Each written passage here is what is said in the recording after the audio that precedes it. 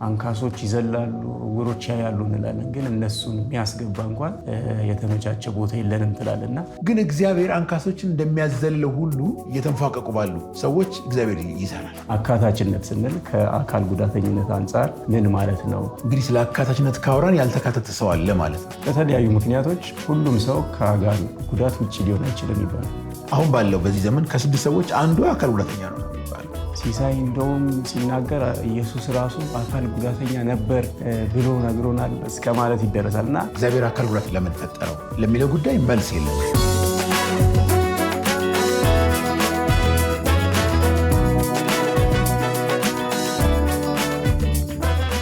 ሰላም ለእናንተ ቅዱሳን፣ ይህ የዶታይን ሚኒስትሪ ፖድካስታችን ነው። በዚህ በእንግዳ ሰዓታችን ዛሬም እንደተለመደው እንግዳ ይዘንላችሁ ቀርበናል። በዛሬው ፕሮግራማችን እንግዳ ይዤ የቀረብኩላችሁ እኔ መምህር አቤኔዘር ተክሉ ነኝ። እንግዳዬ ወንድም ሲሳይ ማሞ ይባላል። በኢትዮጵያ ቤተክርስቲያን ውስጥ ሜን ላይን ቸርቾች በሚባሉት ከመሰረተ ክርስቶስ፣ ሙሉ ወንጌል፣ አሁን ደግሞ በገነት ውስጥ በአገልግሎት ላይ ያለ ወንድም ነው። በተጨማሪም ወንድማችን በስራ ሁኔታ አሁን ባለበት በቲር ፈንድ ውስጥ የሲሲቲ ፕሮግራም አስተባባሪ፣ ከዛ ደግሞ በአካቶ ስልጠና ላይ ዋና አሰልጣኝ ሆኖ ይሰራል። ስለመጣህ እናመሰግናለን። ተመልካቾቻችን ያው እኔ ካስተዋወቅኩ ባሻገር ደግሞ ራስህን እንድታስተዋውቅ እድል ስጥ። ኦኬ፣ በትንሽ ማስተካከያ ጀምራለሁ። የቲር ፈንድ የሲሲቲ ሳይሆን የዲስኤቢሊቲ ኢንክሉዥን ወይም ደግሞ የአካል ጉዳተኝነትና አካታችነት ፕሮግራም አስተባባሪ ነኝ። ግን ያንን በኋላ በደንብ አብራራዋለሁ። የአካል ጉዳተኝነትና አካታችነትን በሲሲቲ በሚባለው ፕሮግራም ወይም ደግሞ ሲሲቲ ማለት ቸርች ኤንድ ኮሚኒቲ ትራንስፎርሜሽን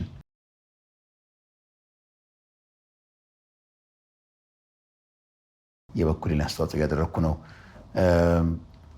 ይህን በደንብ በኋላ አብራራለሁኝ። እንዳለው ወንድሜ በ3 ቤተክርስቲያን አድጌያለሁ። መሰረተ ክርስቶስ ነው ጌታን የተቀበልኩት፣ መተሐራ መሰረተ ክርስቶስ። ያደግኩት ሐረር ሙሉ ወንጌል ነው። አሁን አዲስ አበባ ላይ የማገለግለው በገነት ቤተክርስቲያን ነው።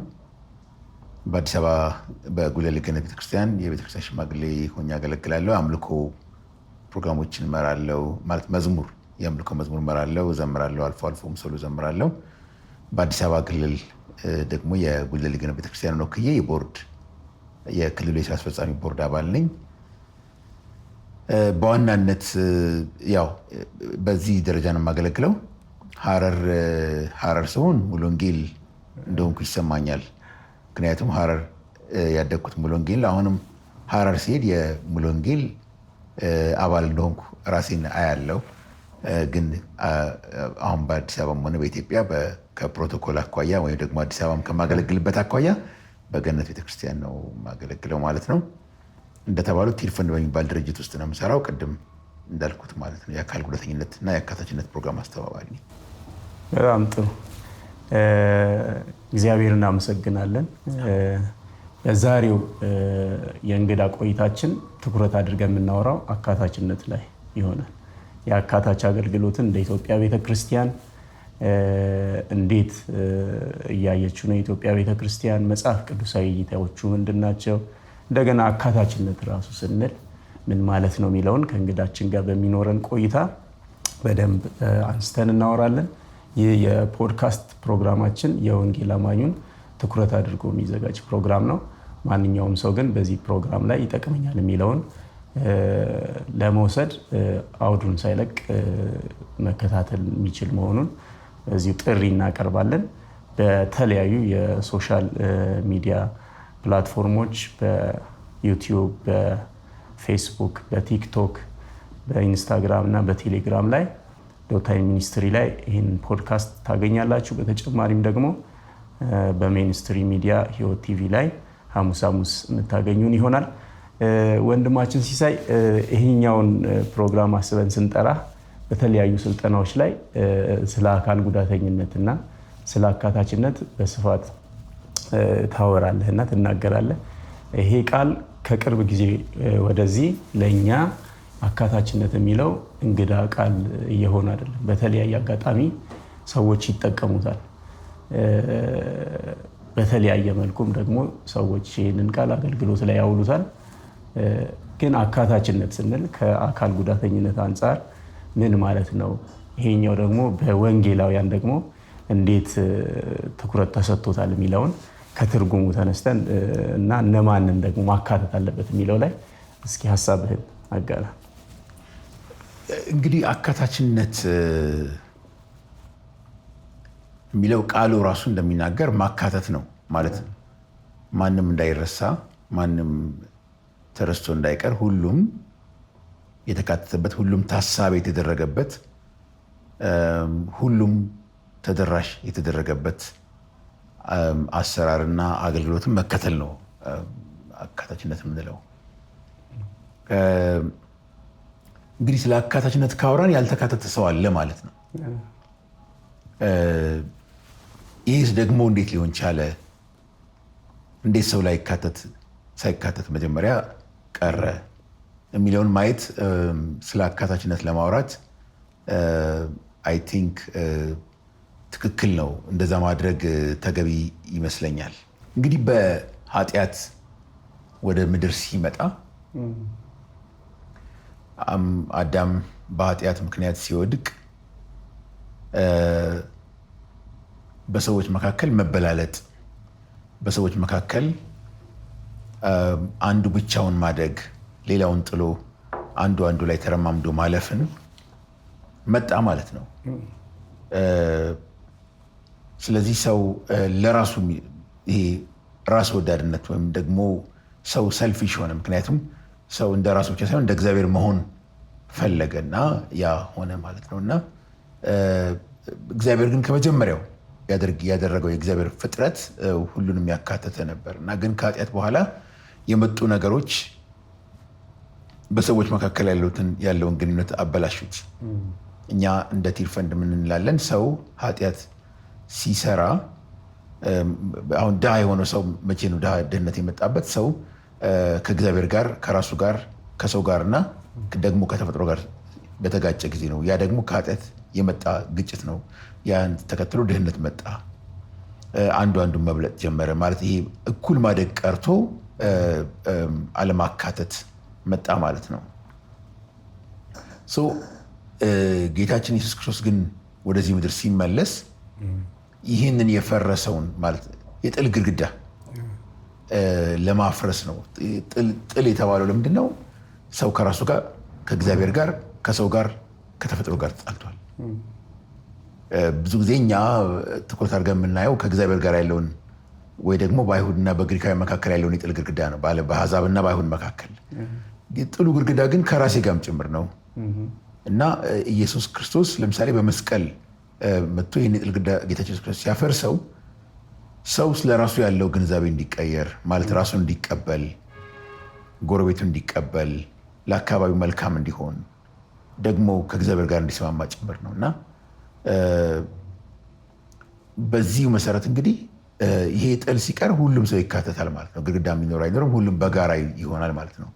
እንዳለመታደል ሆኖ ግን ምንም እንኳን አሁን ለምሳሌ የአይሁድና የአሕዛብ ጉዳይ ገና በአንደኛው ክፍለ ዘመን በመጀመሪያ ክፍለ ዘመን ያለቀው ክርስቲያን ሲሆን ሰው አይሁድ አሕዛብ መባል ይቀራል። ጳውሎስም እንዳለው ማንም ሰው ግሪካዊ፣ አይሁዳዊ፣ የተማረ ያልተማረ፣ ሴት ወንድ አይልም ይላል። ግን አንዳንድ ጉዳዮች ለምሳሌ ባለው የሰዎች ባህል የሰዎች አስተሳሰብ ምክንያት ሴቶችና ወንዶች ለምሳሌ ሴቶች በብዙ ጉዳዮች ላይ አይካተቱም። ስለዚህ እንደገና ደግሞ ወደ አካል ጉዳትነት ስንመጣ ደግሞ ከዚህ የከፋ ይሆናል። ሰው ባለው አመለካከት ዓለም በተሰራችበት ዓለም በተገነባችበት መንገድ በተለይ አካል ጉዳት ላላቸው ሰዎች ያደግንበት የምንኖርበት የዓለም ስርዓት ስለማይመች የበለጠ እነሱ ደግሞ ሳይካተቱ ይቀራሉ ማለት ነው። ሁሌ ሰው የራሱን ብቻ ስለሚያይ ሰውን ሊያካትት ወይ ደግሞ ሌላውን ሊያካትት ይቸገራል እና ክርስቶስ ኢየሱስ ግን ይህን አላደረገም። በመጣ ጊዜ መጀመሪያ ያደረገው ምንድነው? በጣም ትኩረት የተነፈጋቸውን የህብረተሰብ ክፍሎች፣ አካል ጉዳተኞችን፣ ሴቶችን፣ በለምጽ ወይም ደግሞ ሌፕረሲ የምንለው የስጋ ደዌ ተጠቂ የሆኑ ሰዎችን ነበር፣ በብዛት ህፃናትን ነበር ሪች ሲያገለግል ሲደርስ የነበረው ማለት ነው። እንግዲህ ይሄ ቤተክርስቲያን ይህንንም ወደ ራሷ ወስዳ መተርጎም አለባት፣ ወደ ስራው ማምጣት አለባት ነው እና የመጀመሪያው ቤተክርስቲያን በዚህ አትታማም ነበረ። በኋላ ላይ ግን ቤተክርስቲያን ራሷ ህንፃ መስራት ስትጀምር፣ ውጫዊ በሆኑ ነገሮች ራሷን መግለጽ ስትጀምር፣ ያው ውጫዊ በሆነ ጉዳይ ላይ ትኩረት ስናደርግ ውስጣዊ ነገራችን ይናዳል፣ ይሻላል እና ከዛ የተነሳ የአካታችነት ጉዳይ እየቀረ ስለመጣ አሁን ደግሞ በመጨረሻው ዘመን በዚህ ዘመን ወንጌል ለሁሉ ተደራሽ ይሆን ዘንድ ስለ አካታችነት እየተናገረ ነው። እግዚአብሔር እንግዲህ አይ ቲንክ ጊዜው ነው ብዬ አስባለሁ እና በዚህ ጊዜ እግዚአብሔር ሰዎችን በአካታችነት ሁሉም የአካታችነት ወንጌል፣ የአካታችነት ደቀ መዝሙር፣ የአካታችነት አገልግሎት በስፋት ሆኖና ተተርጉሞ ማየት የሚፈልግ ይመስለኛል። በጣም ጥሩ። ያው ሲሴ ርዕሰ ጉዳይ ሲነሳ ብዙ ጊዜ መጽሐፍ ቅዱስ ስለዚህ ጉዳይ ምን ብሎ ነበረ፣ ከዛ ደግሞ እነማ በዚህ ሁኔታ ውስጥ አልፈዋል የሚለውን ብዙ ጊዜ ስትናገር ይህንን ጉዳይ ከኢየሱስ በላይ መረዳት የሚችል ማንም የለም ስትል ይሰማል። በደንብ ይረዳዋል ኢየሱስ። ያው ኢሳያስም ላይ 53 ላይ እንደተጠቀሰው እሱ ህመማችንን ወሰደ ይላል፣ ተሰቃየ ይላል። ማንም ሊያየው እስከማይፈልግ ድረስ እና የመተው ሁኔታ እዛ ጋ ህመምን የመቀበል ሁኔታ የተሻለ ኢየሱስ ይህንን ይረዳዋል። ደግሞ መስቀል ላይም የኃጢአትን ዋጋ ሲከፍል አብሮ ቅድም እንዳልከን ከኃጢአት ጋር ተያይዞ የመጣ ተብሎ እንደሚታሰብ ከኢየሱስ የተሻለ የሚረዳ የለውም። እንደውም አንዳንድ ቦታ ሲሳይ እንደውም ሲናገር ኢየሱስ ራሱ አካል ጉዳተኛ ነበር ብሎ ነግሮናል እስከ ማለት ይደረሳል። እና መጽሐፍ ቅዱሳችን ይህንን ሁኔታ እንዴት ነው ከብሉይ ኪዳን ጀምሮ ሲገልጠው የነበረው? ከዛ ደግሞ ኢየሱስ እንዴት አድሬስ አደረጋቸው እነዚህን ወገኖቻችንን? ኢየሱስ በተሻለ ደግሞ እንዲረዳ እሱም ኤክስፒሪየንስ ያደረገው ነገር አለ የሚለውን እንዴት እስኪ ትገልጥልናል? እንግዲህ አካል ጉዳት እንዴት መጣ? መጀመሪያ እግዚአብሔር አካል ጉዳትን ለምን ፈጠረው ለሚለው ጉዳይ መልስ የለንም።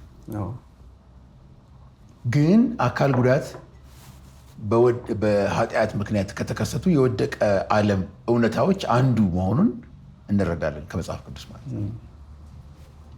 ምክንያቱም በኢሳይያስ 35 ላይ ሲናገር ይሄ ዓለም ይሄ የወደቀው ዓለም በሚያበቃበት ጊዜ አካል ጉዳተኛ ማለት አይኖርም ይላል። ለምሳሌ ሽባ የነበረ ሰው ይዘላል ይላል፣ ዕውር የነበረ ሰው ያያል ይላል። ምን ማለት ነው?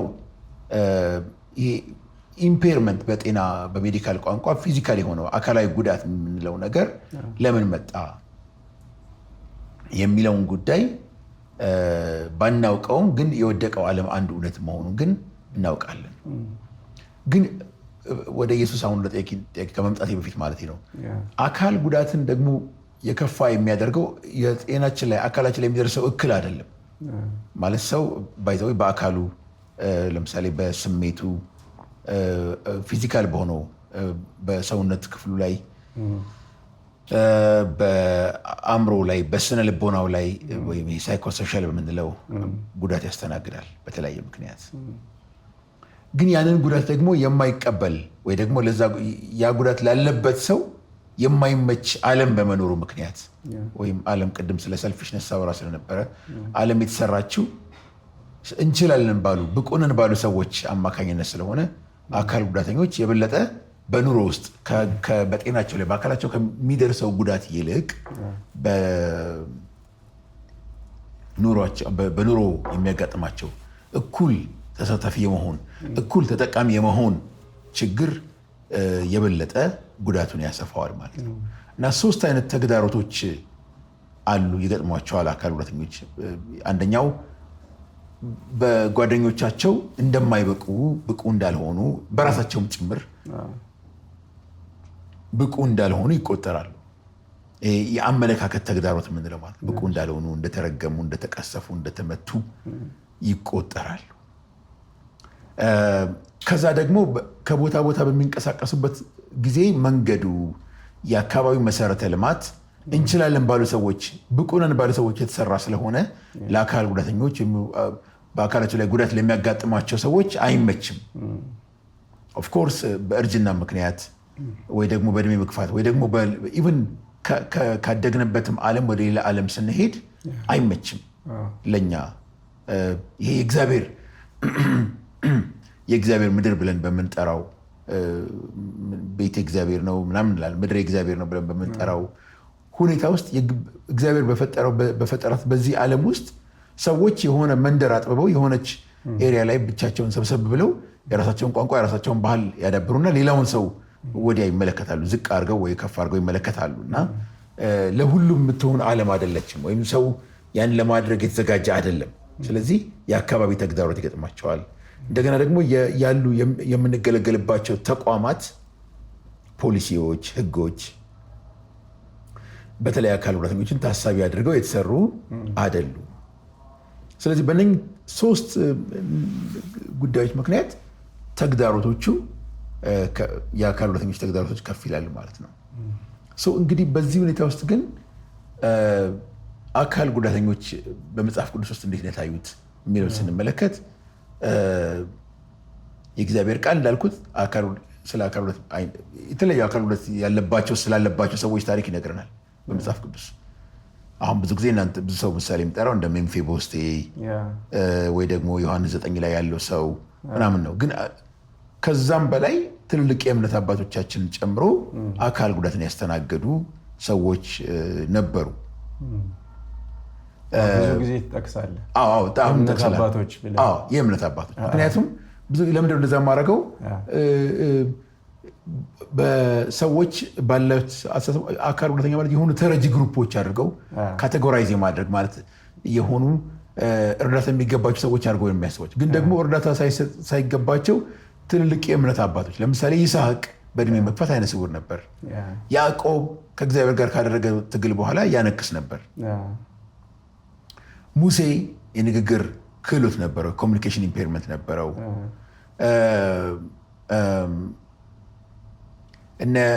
ሶምሶን በፍልስጤማውያኖች አማካኝነት አይን ወጥቶ ነበረ። እነዚህ ሁሉ እንግዲህ የእምነት አባቶቻችን ናቸው። ወደ አዲስ ኪዳን ሲመጣ እነ ጳውሎስም ድካም ነበራቸው። አትሊስት እንደ አካል ጉዳት ነው ይላሉ ተመራማሪዎች። እና እነዚህ ነገሮች የሚያሳዩት አካል ጉዳት በጣም የቅርብ ጉዳይ እንደሆነ የኛ የቅርባችን መሆኑን ነው የሚያሳየው ማለት ነው። ምክንያቱም የሆነ የራቀ ነገር አይደለም። እንደምናስበው የሆኑ ምንራራላቸው ሳንቲም የምንወረውርላቸው ምጽዋት የምንሰጣቸው አይነት ሰዎች አይደሉም። ልክ ነው፣ እንዲህ አይነት ሰዎች ይበዛሉ በአካል ጉዳት እንትን ውስጥ። ግን ደግሞ አካል ጉዳት የሁላችንም ነው። መጽሐፍ ቅዱስ ያንን ያስተምረናል። ማንም ሰው ይባላል፣ ከዛ ውጭ ሊሆን አይችልም። በአጋጣሚ ሊመጣ ይችላል፣ በአደጋ ሊመጣ ይችላል። ቅድም እንዳልከው በእድሜ በተለያዩ ምክንያቶች ሁሉም ሰው ከአካል ጉዳት ውጭ ሊሆን አይችልም ይባላል። ማንም ሰው እውነት ነው፣ ማንም ሰው ከዛ ነፃ ሊሆን አይችልም። ግን ደግሞ አሁን ኢቭን ዳታውንም ስንመለከት አሁን ባለው በዚህ ዘመን ከ6 ሰዎች አንዷ አካል ጉዳተኛ ነው የሚባለው። ከ5 ሴቶች አንዷ፣ ከ10 ልጆች አንዱ አካል ጉዳት አለው ነው የሚባለው። ስለዚህ በጣም ቅርብ ነው ማለት ነው። ይሄኛውን ግን ትንሽ ዘርዘር ብታደርገው ምንድነው ለተመልካቾችም የተሻለ ግንዛቤ እንዲኖር ክፍፍላቸውን ስለ አካል ጉዳት ስናወራ ዘላቂ፣ ጊዜያዊ፣ እንደዚህ ከጊዜ በኋላ የመጡ ምናምን የሚባሉ አሉ። እነዚህን ዘርዘር አድርገህ አሁን እንዳልከው በተነሱ ዳታዎች ከዚህ ያክል ሰው ይህን ያህል ከእንደዚህ አይነት ካታጎሪ እንደዚህ ከሴት እንደዚህ እያልን እያወራን ስለሆነ እስኪ በዛው ክፍፍላቸውንም አይነቶቻቸውንም ለተመልካች ለግንዛቤ እንዲጠቅም በዛው እንትን ቴንኪው። ወደ ጥያቄ እመለሳለሁ። እንግዲህ የቅድም የጠየቀኝ ጥያቄን ስለ ኢየሱስ ክርስቶስ እና ስለ አካል ጉዳት የሚለውን እንይዘዋለን። አንድ እርሳ ነው ማለት ነው። ተመልካቾቻችን ያንን እንዳይረሱት ነው። እና እንግዲህ ስለ አካል ጉዳት በምናይበት ጊዜ አንዱ ችግር ምንድን ነው? የመረጃ ችግር ነው። ግን ዞሮ ዞሮ ሰዎች በተለያየ ጉዳት ፊዚካሊ ወይም አካላዊ ጉዳት ሊደርስባቸው ይችላል፣ ሊያጋጥማቸው ይችላል። ስሜት ፊዚካል ሲባል ከእጅ ከእግር ከመንቀሳቀስ ጋር ወይም ደግሞ እጅን ተጠቅሞ የራስን ከመንከባከብ ራስን መደገፍ ከመቻል ካለመቻል ጋር ተያይዞ የሰውነት ክፍሎቻችን ተጠቅመን መንቀሳቀስ፣ ከቦታ ቦታ መዛወር፣ ደረጃ መውጣት፣ መሮጥ፣ መዝለል ወይ ደግሞ ከፍተኛ ቦታ ላይ ያለው ሰው ወይ ዛፍ ላይ መውጣት ሊሆን ይችላል። እንዲህ አይነት ይሄ ተጠቅሞ ከእንቅስቃሴ ጋር የተያያዙ ጉዳቶችን አሉ። እንዳልነው ስሜት ከምንለው ጋር ለምሳሌ ይሄ በማየት መስማት ይሄ ስሜት ነው። እንደገና ደግሞ የሰውነት ክፍል ነው ይሄ ፊል መዳሰስ። አሁን ሌፕረሲ አንዱ የሚያደርገው ነገር ምንድነው? የስጋ ደዌ የሰዎችን የመዳሰስ አቅም ነው የሚወስደው፣ ስሜት ነው የሚወስደው እና እሱ አለ። ከዛ ደግሞ ከንግግር ጋር ተያይዞ መናገር በትክክል አለመቻል፣ ሀሳብን በትክክል መግለጽ አለመቻል በንግግር ማለት ነው። እሱ አለ። ከአእምሮ ጋር ተያይዞ የአእምሮ እድገት ውስንነት የምንለው የአእምሮ እድገት መጠናችን ዝቅተኛ ሲሆን የሚፈጠር ጉዳት አለ። የአእምሮ እድገት ውስንነት እንላለን። የአእምሮ ጤና ደግሞ መታወክ ወይም ይሄ የሳይኮሶሻል የምንለው በእንግሊዝኛ እሱ አለ። ደግሞ ከነርቭ ስርዓታችን ጋር ተያይዞ የተሰራንበት የነርቭ ስሬት ለየት አድርገን እንድናስብ፣ ለየት አድርገን እንድንቀሳቀስ፣ ለምሳሌ ኦቲዝም ከዛ ጋር የሚያያዝ ነው እና ብዙ አይነት ናቸው አካል ጉዳት የሚባሉት ማለት ነው። በጣም ብዙ አይነት ናቸው። ስለዚህ እንዳልኩት ቅድም ሁሉንም ኮመን የሚያደርጋቸው ከአካል ጉዳት ጋር የሚኖሩ ሰዎች የአመለካከት፣ የአካባቢ ተግዳሮትና የተቋማዊ አሰራር ተግዳሮቶች ይገጥሟቸዋል። እነኚህ ሶስቱ አይነት ተግዳሮቶች ስለሚገጥማቸው አንድ ያደርጋቸዋል። ግን ደግሞ እንደ ፍላጎት አሁን መስማት የማይችል ያለው ጉዳት ማየት ከማይችለው ጋር የተገናኘ አይደለም። ማየት የማይችለው ደግሞ ዊልቸር ተጠቃሚ ከሆነው ጋር እንደዛው ማለት ነው። ስለዚህ ጉዳቱ ልዩ ልዩ ነው ለማለት ፈልጌ ነው። እንዳልነው የጉዳቶቹ አይነት የተለያዩ ናቸው። ቅድም ደግሞ መጽሐፍ ቅዱስ እነዚህን እንዴት ትሪት አደረጋቸው በተለይ ኢየሱስ እያልን ነበር እና አሁን ብዙ ጊዜ ሲባል እነዚህን ሰዎች ከመርዳት ከማገዝ ይልቅ መረዳቱ ነው የሚቀድመው ትላለህ አንተ እና እንዴት በመጽሐፍ ቅዱስ ውስጥ ተገለጡልን? ከዛ ኢየሱስ እንዴት ተረዳቸው? ምን አይነት ነው ደግሞ የሚያስፈልገው? አሁን ነው እገዛም ካለን ምን አይነት ሁኔታዎችን ማመቻቸት ነው የሚያስፈልገው?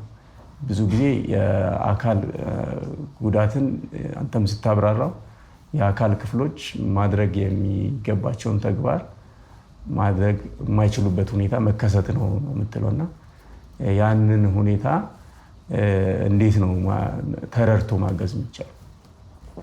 ኢየሱስስ እንዴት አገዘ? እንግዲህ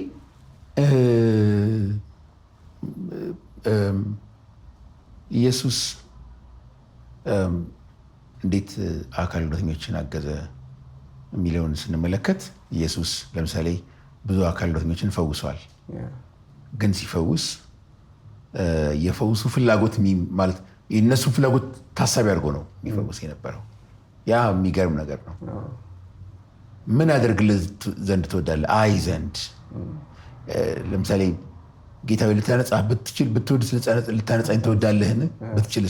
ብትችል ብሎ ይጠይቃል። there was interaction እንደገና መዳሰስ መነካካት ነበረው። ለምሳሌ ኢየሱስ ሊፈውሳቸው የፈለጉ ሰዎች ይነኩት ነበር፣ እሱም ይነካቸው ነበር እና እሱም ነበረ። ስለዚህ የኢየሱስ በጣም የተፈዋሾችን ስሜት በጠበቀ መንገድ ደግሞ ፍላጎታቸውን ባማከለ መንገድ የሚያስፈልጋቸውን አቅርቦ ማንነታቸውን ለውጦ አለ አይደለም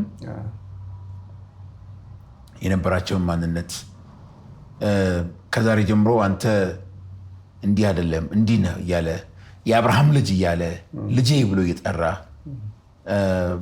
እሱን እያደረገ ነበር የሚፈውሰው ማለት ነው። እና በዚህ መንገድ ነው። ከዛ ደግሞ ኢየሱስ ክርስቶስ ያው ቅድም ለማለት እንደሞከር ነው አንድ አካል ጉዳተኛ በሚያልፍበት ጎዳና ሁሉ አልፏል። አንተም እንዳልከው በኢሳይያስ 53 ላይ ስናነብ የሕማም ሰው እናየው ዘንድ ምን የለውም፣ ደም ግባት የለውም፣ ምን የለውም፣ ውበት የለውም፣ የተናቀ የተጠላ የሕማም ሰው ተብሎ ነው የተገለጠው ማለት ነው። ይሄ እንግዲህ ኢየሱስ የተገለጠበት ነውና እሱ በመስቀል ስለኛ ዋጋ የከፈለበት ሁኔታ ነው ማለት ነው።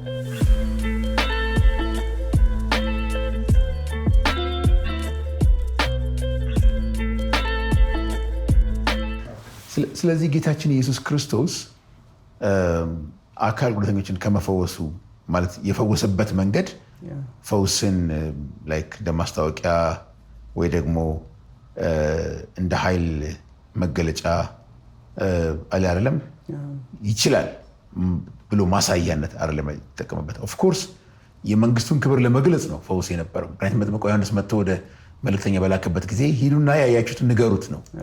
ግን ኢየሱስ እያንዳንዱ ከፈወሰ በኋላ አትናገሩ፣ በጣም ሀምብል የሆነ ነበር። ግን አካል ጉዳተኞችን በደንብ ያሳተፈ እነሱን እየጠየቀ ምን ላደርግልህ ዘንድ ትወዳለህ፣ የእነሱ ስሜት ባለበት እነሱን እያነጋገረ እየዳሰሰ ነው ያደርገው።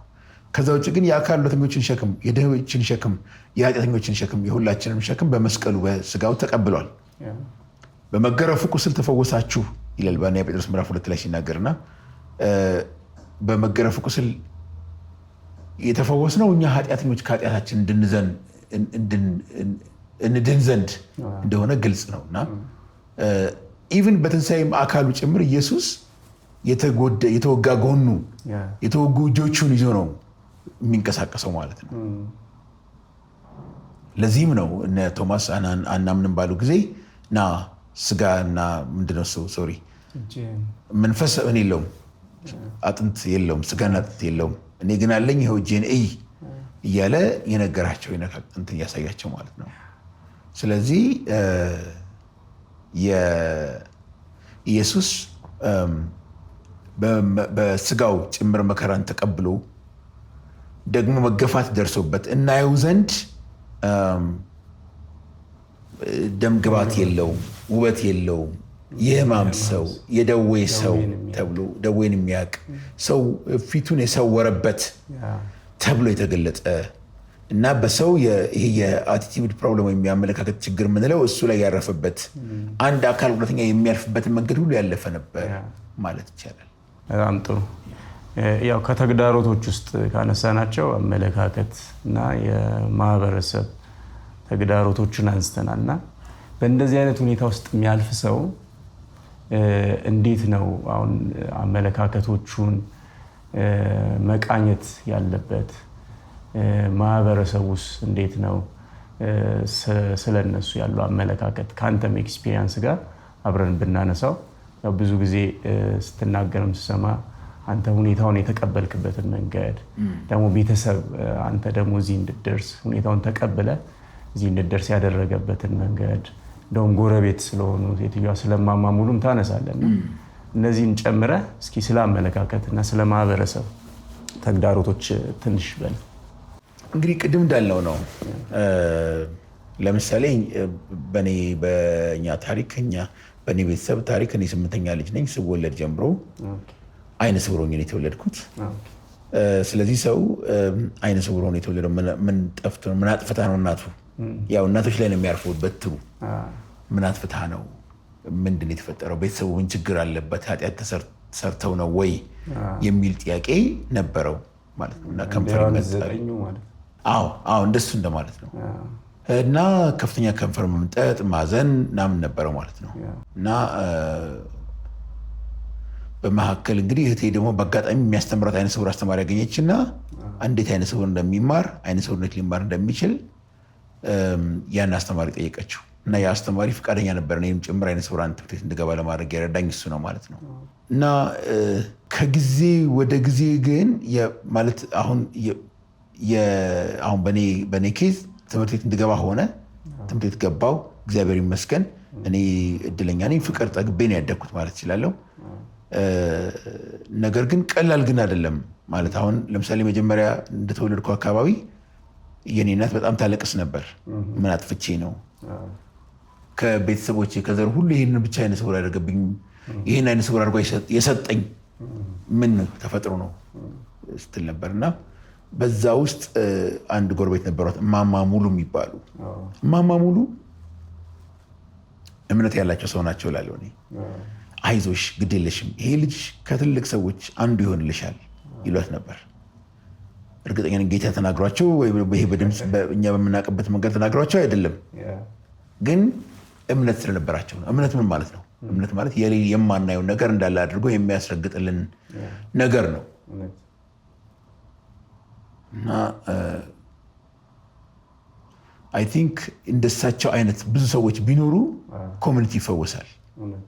እና እኔ ያው ሰበታ ጋሽ ብርሃኑ አሁን ቅድም ያልኩ አስተማሪ ያስገባኝ መጀመሪያ ወላይታ ከዛ ሰበታ ከዛ እያደግኩኝ ሄድኩ ማለት ነው። እና እየተለወጠ መጣ ማለት ነው። እንደውም እኔ እግዚአብሔር ይመስገን እንዳልኩ ነው በጣም ጥሩ ቤተሰብ ነው። አንዳንድ ጊዜ ከስም አወጣት ጀምሮ ሰዎች ልጆቻቸው ላይ አካል ጉዳተኛ ልጆች ሲኖሯቸው የሚያሳያቸው አመለካከት ከስም አወጣት ጀምሮ ይጀምራል። የሚያሳያቸው ገስቸር ይሄ በቃ መማር እንደማይችሉ ከማሳየት ይጀምራል። እና እኔ እድለኛ ነኝ እንዳውም በጣም የኔ ቤተሰብ መማር እንደምችል እያሳየኝ ነው ያደግኩት። እና ያን ያህል ትልቅ አቅም ያላቸው አይደሉም። ነገር ግን ከድህነትም ከጉድለትም እዚህ ደርሻለሁ እግዚአብሔር ይመስገን። እና በአካል ጉዳተኝነት ጉዳይ ላይ እንዳልኩ ነው ከፍተኛ ነኝ። ሶስት በተለይ ወደ ተቋሙ ደግሞ ውስጥ ሲመጣ ቸርቾች፣ ትምህርት ቤቶች፣ የመንግስት መስሪያ ቤቶች የተለያዩ ነገሮች በሚከተሏቸው በሚያወጧቸው የተለያዩ ስቴትመንቶች፣ ህጎች፣ አሰራሮች፣ አቋሞች ምክንያት አብዛኛውን ሰው ጠቀመን በሚል አካል ጉዳተኛ ቁጥር የለውም ብሎ በማሰብ ወይም ደግሞ ማይኖሪቲዎች እነዚህን ያለማካተት ችግር ይታያል ማለት ነው። ግን አንዳንድ ጊዜ የአካል ጉዳተኛ ቁጥር ከፍተኛ ነው። አሁን ለምሳሌ በዓለም ላይ 600 ሚሊዮን በላይ የአካል ጉዳተኛ አለ ብለን ለምናስበው ቅድም መጀመሪያ ላይ ለመናገር ሞክሬያለሁ። ከአካል ጉዳት ጋር አሁን ሰው አካል ጉዳትን ስለማይቀበል ራሱ ኢንቪዚብል ነው። አካል ጉዳተኛ የሆነ ቁጥር አይታይም። ለምሳሌ ልማት ሲታቀድ አይታይም። እና የኢትዮጵያ የህዝብ ቆጠራ ተካሂዶ መንግስት አለኝ የሚለው የዛሬ 10 ምናምን ዓመት 2007 ላይ በፈረንጅ አቆጣጠር ወይም በ1999 የተካሄደ የህዝብ ቆጠራ አለ። በዛ የህዝብ ቆጠራ ላይ የተገኘ ዳታ አለ። ያ ዳታ በጣም ትንሽ ነው የሚያሳየው። ወደ 805,000 ወይም የህዝቡን 1.09% በዛን ወቅት ነው የሚያሳየው። ግን የዓለም የጤና ድርጅት ደግሞ ወደ 17.6% አካባቢ ነው የሚለው። ስለዚህ እርስ በርስ እንኳን የሚጣረስ ዳታ ነው ያለው ማለት ነው። ለምንድነው ያ የሆነበት ምክንያት? የዓለም የጤና ድርጅት ግምት ነው ይሄ ምንድነው ዋይዝ የሆነ በሳይንቲፊክ ኤስቲሜሽን ነው የሰራው። ነገር ግን የኛ የአክቹዋል ቆጠራው ግን ያንን አያሳይም። ለምንድነው የማያሳየው? ብዙ ፋክተሮች አሉ። እና ሰው አካል ጉዳተኛ ልጅ አለኝ ብሎ አያወጣም። መረጃ የሚሰበሰብበት መንገድም ልክ አይደለም። እና ያ መረጃ የሚሰበሰብበት መንገድ ለምሳሌ አሁን አንተ ሄደህ አካል ጉዳተኛ ልጅ አለህ ብለህ አትጠይቅ። ብትጠይቅ ምንድነው የሚልህ ወላጅ? የለኝም። ምክንያቱም ራሱን ከጉዳት ከተጎዳ ማንነት ጋር ማስተሳሰር ስለማይፈልግ ማለት ነው። ከዛ ይልቅ ግን ከእናንተ መካከል የማየት ችግር ያለበት ወይ የማየት ችግር አለብህ ወይ ብሎ መጠየቅ፣ የመስማት ችግር አለህ ያጋጥምሃል ወይ ብሎ መጠየቅ ነገሩን ቀለል ያደርገዋል። ይሄ የዋሽንግተን ግሩፕ ኦፍ ኩዌስችንስ ብለን የምንጠራው የመረጃ መሰብሰቢያ ስልት አለ። እና ያ መረጃ መሰብሰቢያ ስልት በዚህ መንገድ እንዲጠየቅ ያዛል። ሲንግ ዲፊከልቲ፣ ሂሪንግ ዲፊከልቲ፣ ኮሚኒኬሽን ዲፊከልቲ፣ ሰልፍ ኬር ዲፊከልቲ፣ ዎኪንግ ዲፊከልቲ በዚህ መንገድ አድርጎ ያስቀምጣል ማለት ነው። ግን አሁን ይህን ባለመጠየቃችን ብቻ እና በአካል ጉዳተኛ አለ ወይ አይነ ስውር አለ ወይ ብሎ የሚታይ ጉዳት ላይ እያተኮርን በመሄዳችን ብቻ ሰዎች ይደበቃሉ። መደበቅ ብቻ አይደለም፣ በልማት በእቅድ ውስጥ እንዳይካተቱ ይደረጋል። ለመሰለ ማንም የትኛውም የመንግስት አካል የቆጠርኩትን ነው በቆጠርኩት ሰው ላይ ነው እኔ ራሴ ቆጥሬ በደረስኩበት ሰው ቁጥር ልክ ነው ማቅደው ልማት የምሰራው ሊል ይችላል። ያ ደግሞ ያ የታቀደው እንትን ላይ ትክክለኛውን ቁጥር ስለማያሳይ ፒፕል ዊዝ ዲስብሊቲስ በአብዛኛው ኢንቪዚብል ሆኖ ነው የሚቀመጡት ማለት ፈልጌ ነው። በጣም ጥሩ። ከዚህ ጋር ያው በተያያዘ የተቋማትን ተግዳሮት ቤተክርስቲያን ምን ማድረግ አለባት የሚለውን ለመጨረሻ እናነሳለን። ግን ከዛ በፊት ሰዎች ይህንን ሁኔታ በሚያስተናግዱበት ጊዜ የግድ ሁኔታው መቀየር አለበት ወይ? ሁኔታውን ተቀብሎ ደግሞ ለተሻለ ነገር መዘጋጀት ውስጥ እሱ እንዴት ነው የሚታየው? ብዙ ጊዜ ይሄ ሀሳብ ሲነሳ ይህን መዝሙር በስልጠናዎችም ላይ ስዘምር እሰማለሁ። በሰላሙ ብዛት ቀለለ ችግሩ የሚለው እና ሰዎች እንዴት ተቀብለው ይሄኛው የግድ መለወጥ አለበት ወይ ነገሩ እዛ እንዴት ተቀብለው እንትን ይሉታል። እና መዝሙሩን ትዘምርልናል ከዚህኛው እንትን በኋላ ይህን መዝሙር ትዘምርልናል። እሱ ላይ ሪፍሌክት አድርግና። ያው መዝሙሩ በእርግጥ የአስቴር መዝሙር ነው። ቅድም አይ ቲንክ ጠይቀኝ ነበር ይመስለኛል። ይሄ ራስን መቀበል እንግዲህ ቅድም አንድ ስናነሳ አካል ጉዳት አንዳንድ ጊዜ ከመወለድ ይመጣል፣ አንዳንዴ ደግሞ ካደጉ በኋላ ይገጥማል። አሁን ለምሳሌ ኢትዮጵያ በምታስተናግደው እያስተናገደች ባለችው ወይም ዓለምም እያስተናገደች በጦርነት፣ በጎርፍ፣ በጥፋት አካል ጉዳት ይፈጠራል። በመኪና አደጋ አካል ጉዳት ይፈጠራል። በትራኮማ ወይም በጤና በአካባቢ ንጽህና ጉድለት አካል ጉዳት ይፈጠራል። በእድሜ መግፋት አካል ጉዳት ይፈጠራል። ስለዚህ የአካል ጉዳት መምጫው ብዙ ነው፣ ልዩ ልዩ ነው። ከመወለድም ጀምሮ እንደኔ አካል ጉዳት ይፈጠራል። ግን መዝሙረ ዳዊት ምዕራፍ 139 ላይ እንደሚናገር ቁጥር 13-14 ግሩምና ድንቅ ሆኜ ተፈጥሬያለሁ ይላል። አይም ፊርፉሊ ነው የሚለው መጽሐፍ ቅዱስ። በጥንቃቄ ነው የተሰራሁት ይላል። እና አንዳንዴ ይሄ እውነታን መካድ ይመስላል። ምክንያቱም ሰዎች ሰርቶ አበላሻቸው ይላል። ለምሳሌ ወይ ደግሞ አንዳንድ ቆንጆ ሰዎችን እጁን ታጥቦ የሰራት ይላል። ፈጣሪ እጁን ታጥቦ የሰራት ይላል። አንደኛ አይነቶቹን ደግሞ አካል ጉዳት ያለባቸውን እጁን ሳይታጠብ የሰራቸው ሰርቶ እና ምንድን ነው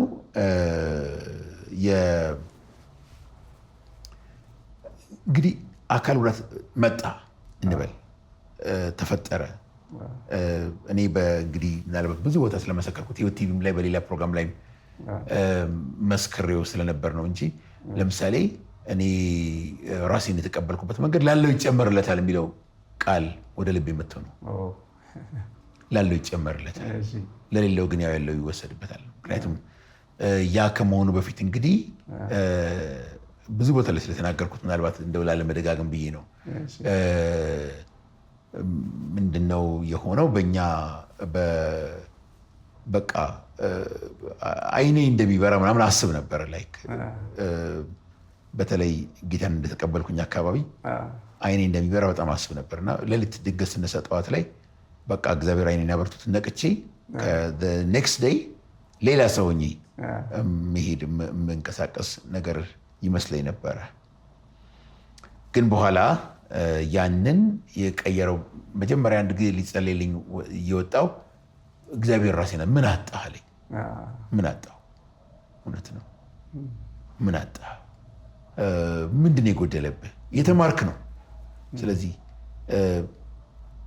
እና ምንም እኮ አላጣህም አለኝ ማለት ነው። እና ያ በጣም አጽናንቶኛል። በኋላ ግን ከዛም በኋላ ደግሞ በተለይ ዩኒቨርሲቲ ከገባ በኋላ እንደገና ይሄ ስሜት መጥቶብኝ ነበር። በቃ እግዚአብሔር ይፈውሰኛል ብዬ አስቤ ነበር። መልእክትም መጥቶልኝ ነበር።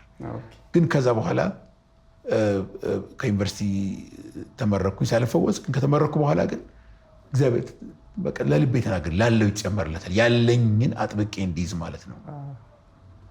ስለዚህ ከዛ አኳያ ያለኝን አጥብቄ መያዝ እንዳለብኝ ስለገባኝ አሁን ኢየሱስ ካለ እግዚአብሔር ጌታ ኢየሱስ ከኛ ጋር ከሆነ ማን ሊቃወመን ይችላል የሚለውን እንትን ይሄን ይዘን እግዚአብሔር ይመስገን በቃ እያለኝም እየኖርኩም ጌታን ማምለክ እችላለሁ የሚለውን እንግዲህ ይሄ ከጉዳት ቅድም የጠቀስከው የአስቴር መዝሙር ከዚህ ጋር ተያይዞ የሚመጣ ብቻ ሳይሆን አስቴር እንግዲህ የዘመረችበትን ምክንያት እሷ ታውቃለች። ነገር ግን የሰው ሙሉ የሚሆነው ክርስቶስ ከሱ ጋር ከሆነ ብቻ ነው። በጉዳትም ውስጥ ቢሆን አሁን ለምሳሌ መናገርና መስማት የማትችል ሕፃን፣ መንቀሳቀስ የማትችል ሕፃን ግሩምና ድንቅ ሆነች ተፈጥረሻል እያልናት ነው መዝሙረ ዳዊት ላይ በተጻፈው መሰረት ማለት ነው። እና ያ ትልቅ ነገር ነው። እግዚአብሔር ይመስገን። ምክንያቱም ሐሰት ነው ደምግባት፣ ውበት ሐሰት ነው፣ ወይ ደግሞ ይሄኛ ሙሉነት የምንለው ሐሰት ነው ያለ እግዚአብሔር እያለ ነው ማለት ነው። እና እንግዲህ በሰላሙ ብዛት የሚለው ከብዙ ውጊያ ከብዙ ተግዳሮት በኋላ አስቴር የዘመረችው ነው በተለያየ ሁኔታ። እኛም ደግሞ ለሕይወታችን እንዘምረዋለን ማለት ነው። ስለዚህ አሁንም ብንዘምረው እንዳልከው አይከፋም። ወንድማችን በዚሁ አጋጣሚ ዘማሪም ስለሆነ የሚያገለግልበት ቤተክርስቲያን ውስጥ አብረን እንዘምረዋለን። በእሱ መሪነት ይሄንን መዝሙር ማለት ነው።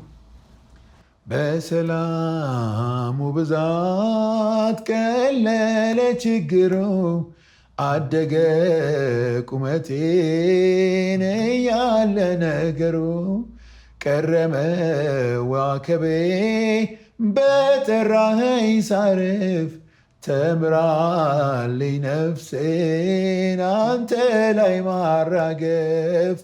ድምጿ ተቀየረ ተለወጠ ቃሏ፣ እየዬ በሰየው ያንተ በመሆኗ፣ በልልታ ለምኑ በአሜን ለለወጥከው ኢየሱስ እንካ ዘላለሜን። ድምጿ ተቀየረ ተለወጠ ቃሏ፣ እየዬ በሰየው ያንተ በመሆኗ፣ በልልታ ለምኑ በአሜን ለለወጥከው ኢየሱስ እንካ ዘላለሜን። ሃሌሉያ ሃሌሉያ ሃሌሉያ ሃሌሉያ እላለው ሃሌሉያ ሃሌሉያ ሃሌሉያ ሃሌሉያ ሃሌሉያ እላለው ሃሌሉያ። በማለዳ ሃሌሉያ፣ በቀትርም ሃሌሉያ፣ በምሽትም ሃሌሉያ፣ በሌሊትም ሃሌሉያ፣ ሁሉ እንዳለ ሆኖ ሃሌሉያ፣ ሳይቀየር ሃሌሉያ እላለው ሃሌሉያ ሃሌሉያ። ክብር ለጌታ ይሁን። ወገኖች ያው በዚሁ አጋጣሚ ከአነሳነው ርዕሰ ጉዳይ ጋር አንስተን ዘመርን እንጂ ዝማሬ የትኛውም ሁኔታ ውስጥ በምታልፉ እግዚአብሔር ነገሮችን ሲለውጥ ብቻ አይደለም፣ እግዚአብሔር ነገሩ እያለም ሲገለጥበት በነገሩ ላይ ምስጋና ያስፈልጋልና ለእግዚአብሔር ሲስን እግዚአብሔር አብዝቶ ይባርከው። በመጨረሻም ከተቋማዊ ተግዳሮቶች አንጻር የዘመኗ ቤተክርስቲያን እንደዚህ አይነት ፍላጎት ያለውን አካል እንዴት አቅፋ አካታ ማገልገል አገልግሎቶቿን መስጠት አለባት የሚለው ላይ የመጨረሻ ጥያቄያችን እናደርጋለን። ሲስ ቤተክርስቲያን ምን ማድረግ አለባት? የዚህ ዘመን ቤተክርስቲያን የቀደመችው ዘመን ብዙ የአካታችነት ሁኔታ ይታይባት ነበር ብለናል እና የአሁኗ ቤተክርስቲያንስ ምን ማድረግ አለባት? ብዙ ጊዜ እንደውም አንተም ትጠቅሳለህና ብዙ ጊዜ ኮንፈረንሶች አሉ ይባላል። ኮንፈረንሶቻችን ላይ ለማነሳሻ የምንጠቀማቸው ቃሎች አሉ። አንካሶች ይዘላሉ፣ ዕውሮች ያያሉ እንላለን። ግን እነሱን የሚያስገባ እንኳን የተመቻቸ ቦታ የለንም ትላለና ከዛ አንጻር የተቋማዊ ተግዳሮት ቤተክርስቲያን ምን ማድረግ አለባት አካታች ለመሆን የሚለው ላይ እሷ ላይ መጨረሻ ሀሳብ ነው። እንግዲህ የቀደመችው ቤተክርስቲያን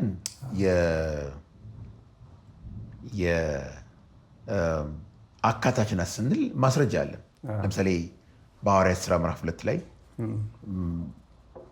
ማን በመካከላቸው ድሃ አልነበረም ይላል። ከቁጥር 41 በኋላ ስታነብ ከ42 እስከ 47 ባለው ለእያንዳንዱ እንደሚያስፈልገው ይረዱት ነበረ ይላል እና በየቤቱ በየመቅደሱ ይተጉ ነበር፣ አንድ ላይ ይበሉ ነበር፣ በቤትና በመቅደስ ይጸልዩ ነበር፣ በቃል እና በጸሎት ይተጉ ነበር፣ እርስ በርስ ይደጋገፉ ነበር ይላል። እንግዲህ ያኔ ቤተክርስቲያን ይሄ ምንድነው ብዙ ጊዜ በእንትን ቋንቋ የምንጠቀመው ቸርች ኢዝ ቦዝ አን ኦርጋኒዝም ኤንድ ኦርጋናይዜሽን እንላለን። ያኔ ሞር ኦፍ ቸርች ኦርጋኒዝምነቷ ይመዝን ነበር ማለት ይሄ የአካል ብልቶች አብረው የሚሰሩበት አይነትነቷ ይመዝን ነበረ። ወደ አራተኛው እንግዲህ በጊዜ ሂደት ግን በተለይ ይሄ ቁስጥንጢኖስ ከነገሰ በኋላ ቤተክርስቲያን የመንግስት ከሆነ በኋላ ቤተክርስቲያን ሞር ኦፍ ከኦርጋኒዝምነቷ ይልቅ ኦርጋናይዜሽንነቷ ወይም ድርጅትነቷ እያመዘነ በመጣ ጊዜ የቤተክርስቲያን የምትንቀሳቀስ ሳይሆን የሆነ ቦታ ላይ ፊክስድ ሆኗ ሰዎች ወደዛ የሚሄዱ ወደ ህንፃዋ የሚሄዱባት ሆነች።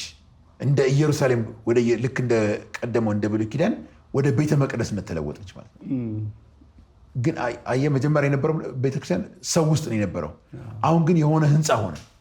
ህንፃው ጋር ደግሞ አንዳንድ ጊዜ ኢቭን ህንፃው ራሱ የማይደረስ ይሄ አስቸጋሪ ለምሳሌ በጣም ገደል ውስጥ ለምሳሌ አሁን በእኛም ሀገር በሌሎችም ሀገሮች ያሉ ገዳማት አካባቢ ስትሄድ በጣም አስቸጋሪ በሆነ ሁኔታ በሚካሄድበት ጊዜ እንደ ጽድቅም እንደ እንትንም ይታያል እዛ ቦታ ላይ መድረስ እና የሚያሳስበው ዋት አባውት እሺ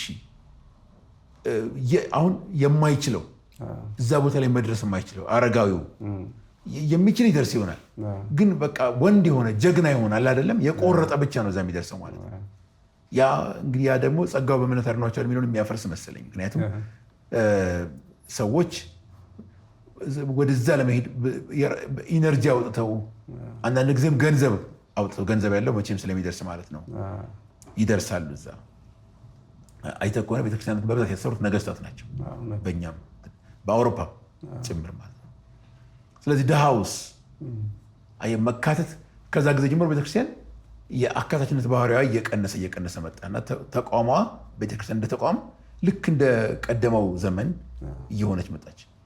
ኢየሱስ በመጀመሪያት ክፍለ ዘመን ያገለግል በነበረ ጊዜ ሰዎችን በሚፈውስበት ጊዜ ማለት ነው ለምን ፈወስካት ብለው የሚቃወሙት እነማን ናቸው? ሰንበት ለምን ጠጣስ የሚሉት ራሳቸውን ተቋማዊ የፈጠሩ ሰዎች ነበሩ እና ቤስት ኦርጋናይዜሽን ቤስት ኮሚኒቲ ለመፍጠር ይፈልጉ ስለነበረ ሰንበትን የሚያከብር ምናምን እና በዛ ውስጥ ፈውስንም እንኳን የሚከለክሉ በጣም የመጽደቂያ መንገዱን ከመጠን በላይ ለጥጠውት ከሚገባ በላይ እንትን ሆኖ ተካሮ የነበረበትና በዛ ምክንያት ከፍተኛ ወደ አለመካተት ወደ ማግለል አሁን ቤተክርስቲያን ወደዛ የተመለሰች ነው በተለየ መንገድ።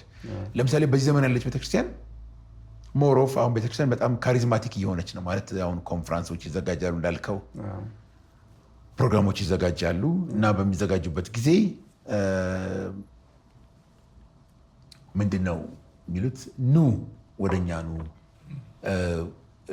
እግዚአብሔር ድንቅ ነገር ያደርጋል አንካሶች ይዘላሉ ይላሉ። እንዳልከው አንካሶች ይዘላሉ የተባለበት ቦታ ላይ አንካሶች የሚገቡበት ግን አይደለም መጀመሪያ እና ቢዘሉ ጥሩ ነበር፣ ሳይገቡ ማዘለል ቢቻል ጥሩ ነበር። ግን ያ ሁለት ችግር ነው ያለው። አንደኛ እነሱ ለማሳየት የሚፈልጉት እግዚአብሔር ይሰራል ለማለት ፈልገው ነው።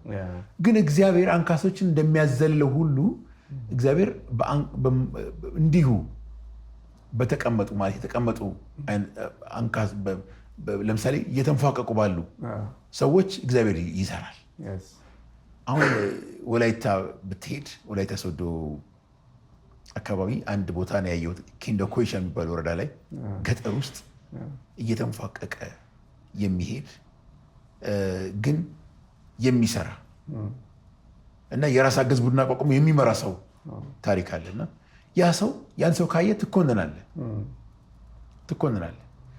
አሁን በዊልቸር ላይ ሆነው ለምሳሌ አሁን እዚህ ህይወት ቲቪ ላይም አንድ ጓደኛችን አለች ታውቃት እንደሆነ ብርሃን የምትባል ብርሃን አመኑ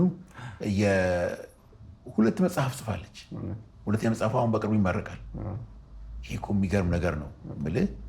እንዴ ምን ማለት ነው? ሁለተኛ መጽሐፏ እኮ መመረቅ በጣም እኮ ተአምር እኮ ነው። ምክንያቱም እሷ በዊልቸር እየተንቀሳቀሰች ብዙ ነገር ሳይሟላላት ሰው ነው ብዙ ነገር የሚቀያየርላት ቴክ ኬር የሚያደርጋት ጭምር ማለት ነው። ግን ለማጉረምረም እድል አልሰጠችም ራሷን። ቅድም የዘመርነው መዝሙር የገባት ይመስለኛል በሰላሙ ብዛት የሚለው ማለት ነው። እና እንደዚህም አለ ማለት ነው። እንደዚህም አለ እና አሁን ቤተክርስቲያን እያደረገች ያለችው ይሄ እግዚአብሔርን በመፈወስ ብቻ ተገድበዋለች ማለት እግዚአብሔርን አክቲቭ ጋድ ይሄ ምንድን ነው የሚባለው እግዚአብሔር በወንዞች እግዚአብሔር በበረሃ እግዚአብሔር በዝም ባለ ነገር ውስጥ የሚሰራ አምላክ መሆኑን ትረሳለች እና የእግዚአብሔርን ሁሉን ቻይነት የእግዚአብሔርን ምንድነው ሁሉ በኩል ምልኡ በኩልሄ ግዕዝ ቃል ነው ይሄ ኦል ኢን ኦል የሚለው ማለት ነው። ምልኡ በኩልሄነት ትረሳና እግዚአብሔር በቃ መፈወስ ብቻ እንዲህ በቃ እንትን ማድረግ ላይ ብቻ ምንድነው ሙሉ አካል መስጠት ላይ በመሰረቱ ያ አካል ራሱ ሙሉ ነው ወይ? አሁን እኛ ሙሉ አካል ብለን የምንመካበት ሙሉ ነው ወይ? እግዚአብሔር ለማየት ትችላላችሁ ወይ? ለምሳሌ አይን ስላላችሁ እግዚአብሔርን ታዩታላችሁ ወይ? እግዚአብሔርን እኮ ለማየት ያለ ኢየሱስ ክርስቶስ የሚችል የለም ነው የሚለው መጽሐፍ ቅዱስ። እና ሁላችን በመሰረቱ ጉዳተኞች ነን። ሰው ሁሉ ኃጢአትን ሰርቷል የእግዚአብሔርን ክብር ጎድሎታል ስለሚል ማለት ነው። እና ሁላችን የዳነው በእግዚአብሔር ጸጋ ነው።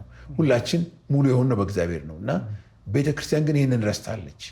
ስለዚህ ቤተክርስቲያን አሁን የአገልግሎት ፊሎሶፊያን የአምልኮ ፍልስፍናዋን መቀየር አለባት። አሁን ልክ እንደ ሀብታሞች ሆናለች። እንደ ካፒታሊስት ቸርች ካፒታሊስት እየሆነች ነው። ካፒታሊስት ማለት ነው ያለውን ብቻ ነው የሚያከብረው። እውነት ነው መጽሐፍ ቅዱስም ይላል ላለው ይጨመርለታል ይላል። ግን ላለው የሚጨመርለት በማን ሲታመን ነው? በእግዚአብሔር ሲታመን ነው እንጂ ያለውን አጥብቆ ሲይዝ ነው ላለው የሚጨመርለት እንጂ አሁን እንደተባለው ግን በላይ መጨመር የሌለውን ግን መርገጥ አይነት አይደለም። እና ቸርች አሁን ሰው የምትለካው ብቁነት ላይ የተመሰረተ ነው። በደንብ ከተንቀሳቀስክ፣ በደንብ ከዘመርክ፣ እየተሽከረከርክ በደንብ ጥሩ አድርገህ ከዘመርክ፣ እንትንን ካሳየ ከዘነትክ፣ ወይ መዘነጥ እጅግ ጥሩ ነገር ነው መቼም። ግን ደግሞ ኢየሱስ እኮ እዚህ እኛ ነደን እናየው ዘንድ ደም ግባት የለው ተብሎ እናየው ዘንድ ውበት የለው ፊቱን ሰወረ፣ እንደዚህ ፊቱን አዞሩበት ነው አላለም። ሰው ፊትን እንደሚሰውር ላለማየቱ ይሄን አላየው። በወጣቶች ቋንቋ ምንድነው ምን አይነት አድማጮች እንዳሏቸው አላውቅም፣ ግን ወጣቶች አሁን ሙድ የለውም አይነፋም ምናምን የሚሉት ነገር እንደዛ እንደማለት ነው። ኢየሱስን ምናልባት በዛን ጊዜ የነበርን ወጣቶች ብናየው አይነፋም ብለን እናልፈው ይሆናል። ግን ያ ደምግባት የሌለው የማይማርክ ብዙም እንትን የማይል ሰው ኢየሱስ አምላክም ከሙት ተነስቶ ደግሞ ምን ተብሏል? ከሙታንም በኩር እግሩ እንደ ናስ የሆነ ተብሏል። ደግሞ እግዚአብሔር ይመስገን ፀጉሩ እንደ በረዶ ምንድነው እንደ ቶን እሳት እግሮቹ እንደ ቶን እሳት እያለ ይናገራል። እና ስለዚህ ቤተክርስቲያን ፍልስፍናው መቀየር አለባት። ቤተክርስቲያን ከድርጅታዊነት ይልቅ ኦርጋኒዝም ባላንስ መጠበቅ አለባት። ግን ደግሞ ሞር ኦርጋኒዝምነቷ አሁን በጣም ተረስቶ ማለት ይህ ህብረት፣ እርስ በርስ መደጋገፏ፣ ምክንያቱም የአካል ጉዳተኝነትን ማካተት ቅድም የክርስቶስ አካልን መገንባት ነው። አንዱ የክርስቶስን አካል የምንገነባበት መንገድ ስናካትት ነው። ሁለተኛው የክርስቶስን አካል ሁለተኛ የማካተት ጉዳይ አምልኮን በተግባር የምንፈጽምበት ነው። ሶስተኛ የምናካትበት ጉዳይ ደግሞ ለእግዚአብሔር ያለን ክብር አምልኮ የምንገልጽበት ብቻ ሳይሆን ደግሞ ለፍትህ መቆማችን የምናሳይበት ነው። ምህረትኛ ስለበዛልን ለሌላው ምህረት የምንገልጽበት መንገድ ነው እና ቤተክርስቲያን ከዚህ አኳያ የአገልግሎት ፍልስፍናዋን መቀየርና ደግሞ ወንጌልንም ለሰው የምናዳርስበት መንገድ ነው። ወደ እኔ ማነው ታላቁ ተልእኮ ለሰዎች ሁሉ ወንጌልን ስበኩ፣ ሰዎችን ደቀ መዝሙር አድርጉ እንደሚለው ማለት ነው እና ያንን ሁሉ የምናደርግበት መንገድ ነው እና በዚህ መሰረት አገልግሎቷ እንደገና መቃኘት አለበት። አለበለዚያ ግን አይ ቲንክ የምንጠየቅ ይመስለኛል። ምክንያቱም ተርቤ አላበላችሁኝም፣ ተጠምቼ አላጠጣችሁኝም የምንባል፣ ለፍትህ አልቆማችሁ የምንባል ይመስለኛል። እንደገና ደግሞ በገዛ በገነባናቸው ቤተክርስቲያናት አመቺ ባሉ እንትኖች ቤተክርስቲያናት ምክንያት ለሰርጉ ለኢየሱስ የጠራቸውን ሰዎች የምንገፋ ከሆነ ሙቪንግ አጌንስት ክራይስት ማለት ነው። ከክርስቶስ በተቃራኒ መንገድ እየቆምን ስለሆነ ያንን ማረም የሚገባን ይመስለኛል። በጣም ጥሩ ሲሲ። ያው እንግዲህ ከማገልገል ባለፈ እነርሱም ባላቸው ጸጋ ባላቸው ችሎታ ቤተክርስቲያን የሚያገለግሉበት ሁኔታ መመቻቸት፣ አገልግሎት መስጠት የሚችሉበት ሁኔታ የአሁኗ ቤተክርስቲያን ታመቻች፣ ቦታ ታመቻች እያልን ነው። አዎ እውነት ለመናገር ፍቅር ምንድን ነው? ፍቅር እኮ መስጠት ብቻ አይደለም፣ ፍቅር መቀበልም ነው። እግዚአብሔር ከኛ ምስጋናን ተቀብሏል። ምስጋናን የተቀበለው አቅርቡልኝ ይላል፣ መስዋዕት አቅርቡልኝ ይላል። አንድ ቦታ እግዚአብሔር ከአንተ መስዋዕት የሚፈልገው ርቦት ነው ይላል ለብሉይ ኪዳን ሰዎች ማለት ነው። እና የምስጋና መስዋዕት ይፈልጋል ከኛ። ልክ እንደዛው አካል ጉዳተኞችን ማገልገል አለባቸው፣ ምክንያቱም የክርስቶስ አካል ስለሆኑ ማለት ነው። ጌታን እንባርካለን ስለነበረን ጊዜ። ያው አድማጮቻችን፣ ተመልካቾቻችን በዚህ ቆይታችን ስለ አካታችነት በነበረን ጊዜ የተወሰነ ግንዛቤ እንዳገኛችሁ እናምናለን። ቤተክርስቲያንም እንድትነቃ እንደገና ቅዱሳንም ደግሞ ይሄኛውን ጉዳይ ትኩረት ሰጥተን ከዚህ በኋላ ለዚህ ጉዳይ ቦታ እንድንሰጥ በዛሬው ቆይታችን ጥሪ እናቀርባለን። ወንድማችን ሲሳይ ከኛ ጋር ስለነበርክ ስላሳለፍነው ጊዜ ጌታ አብዝቶ ይባርክ። በመጨረሻ የምትለው ነገር ካለ ለአንተ እድል ስጥና እንጨርሳለን። እኔም ስለሰጠኝ እድል አመሰግናለሁ። በዚህ ሀሳብ እንድናገር እግዚአብሔር ይመስገን። አሁን ብዙ ሰዎች በዚህ ጉዳይ ላይ መናገር ጀምረዋል እና አይ ቲንክ እግዚአብሔር የሚሰራበት ጊዜ ነው ይህን ጉዳይ አስመልክቶ ላለው እና በዚህ ጉዳይ ላይ ብዙ ትኩረት አድርገን አሁንም መነጋገር አለብን። የእግዚአብሔርን መንግስት የማስፋት ጉዳይ ስለሆነ ለማለት ፈልጌ ነው። አመሰግናለሁ ስለሰጠኝ እድል። ጌታ ይባርካችሁ። እናመሰግናለን። ፕሮግራማችንን ተከታተሉ፣ ደግሞ ደግፉን። ሁላችሁንም ሰላም እንላችኋለን። በሚቀጥለው ጊዜ ከሌላ እንግዳ ጋር አብረን እንቀርባለን።